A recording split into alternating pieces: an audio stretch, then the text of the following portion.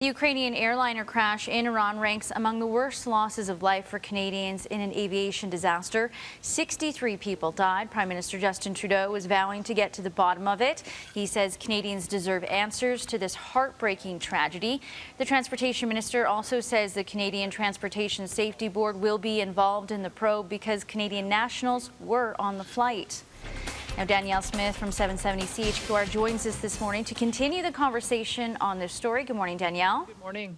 All right, so Canada expects to have a role in this investigation, but Danielle, without diplomatic ties, how is that going to happen? There's a really quite excellent press conference that the Prime Minister gave yesterday. He brought in a lot of experts to give a lot of context. We heard from General Jonathan Vance as well about the movement of troops.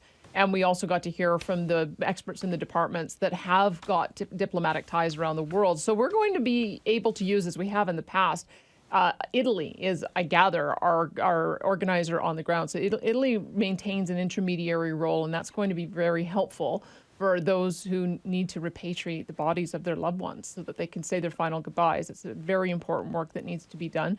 But the other part, too, is that it's they're trying to maintain, it looks like, a normal investigation process for aviation incidents in a very abnormal situation. It's hard not to connect the incidents and the battle between the U.S. and Iran and the strike and counterstrike with what happened, but everybody is being quite clear to try to keep those two separate. It may turn out, and they're not ruling it out, it may turn out that it was taken down deliberately, but they want to use the proper aviation authorities and the proper channels to do this. Iran is part of an agreement in their aviation sector that does allow for collaboration. The Ukraine is already involved in that because it was a Ukraine plane, but it's Iran who's leading the investigation because it happened on their soil.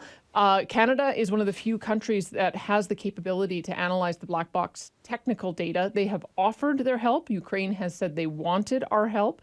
And so I'm feeling pretty confident that with Ukraine, Canada, and Iran all working together on this, we will get to the bottom of it. Hopefully we'll get some answers that will give us some ease that it wasn't a terrorist attack, that it wasn't taken down deliberately.